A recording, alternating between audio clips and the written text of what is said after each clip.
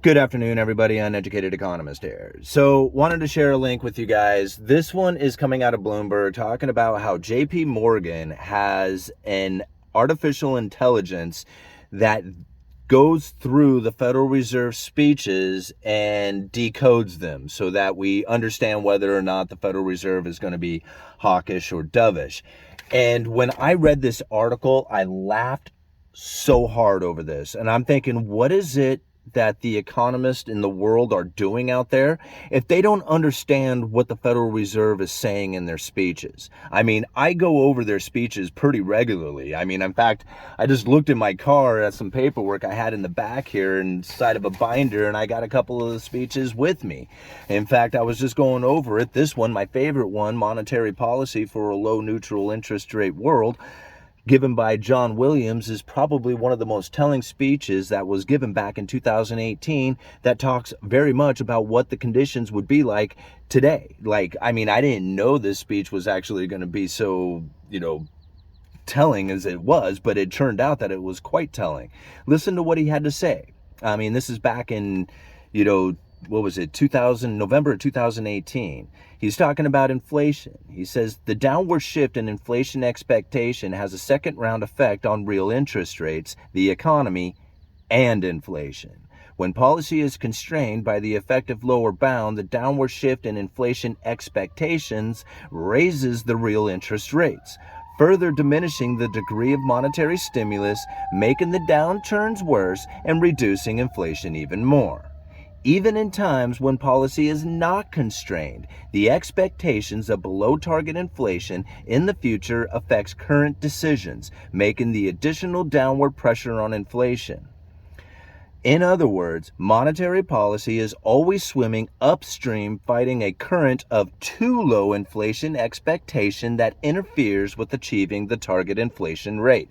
So in 2018, the Federal Reserve was incredibly concerned about inflation expectation being consistently, or how did he put that? Persistently too low rather than too high. Now, when most people hear that, like I've read that to a lot of people and say, isn't that telling? And they don't hear it. They're like, I don't understand anything you said, right? And it is. It's because it's confusing in the way that they talk about this stuff, but it doesn't need to be deciphered by an artificial intelligence computer program. You just really have to just kind of think about each individual sentence as it's being said.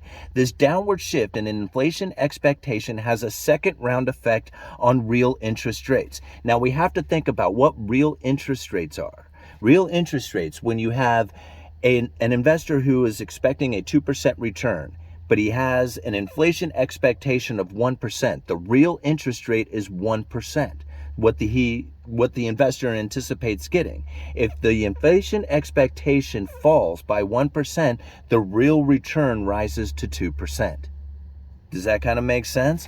You think about back when Donald Trump, before he left office, was screaming, there's no inflation, the Fed should be printing money. He was lowering the inflation expectation and raising the real interest rates. That's something to think about. It wasn't like he really wanted the Federal Reserve to do it. He just wanted to lower the inflation expectation and raise the real interest rates, and it totally worked. All right. When policy is constrained by the effective lower bound, the downward shift in inflation expectation raises the real interest rates, further diminishing the degree of monetary stimulus, making the downturn worse and reducing inflation even more. Okay, so now let's think about that for just a second, because that's very confusing. When policy is constrained by the effective lower bound, the effective lower bound is zero. When the Federal Reserve and dropping of interest rates and the Fed funds rate hits zero, that's the effective lower bound. It makes it very difficult for them to stimulate the economy by dropping interest rates. So they know that's the lower bound. The downward shift in inflation expectation raises the real interest rates, right? So now the downward shift, right? So now you don't expect as much inflation, and the real interest rates, the rate of return that you get from after inflation, begins to rise, right? And that's what he's saying. That further diminishes the degree of monetary stimulus. Now that part, that very much is very confusing, okay? But let's think about it in a reverse, okay? From instead of thinking about it how it diminishes the degree of monetary stimulus, let's think about how it increases the monetary stimulus. Okay, that way we can kind of think about it in an opposite fashion. So when you have an inflation expectation that is low, well, let's think about it now when inflation expectation is high. Okay, so if inflation expectation is high and the real interest rate begins to fall, what happens when you take out debt now with the anticipation that you are spending your purchasing power now at a low interest rate, the return that you have to pay, the interest rate that you have to pay on your money, right? But your purchasing power is at 3% instead of losing it to a 7% interest rate going into the future. So you see how a higher inflation expectation can stimulate the economy now. It gets people to borrow money now and spend it before they lose their purchasing power to inflation as it goes into the future. So that's the reason why a low inflation expectation reduces or diminishes the degree of monetary stimulus. That's not hard to understand. I mean, it's a little difficult when you first read it because it's like, what does that mean? But when you think about it, it's really not that difficult, okay? Moving on, making the downturn worse and reducing inflation even more. Okay, we just discussed that.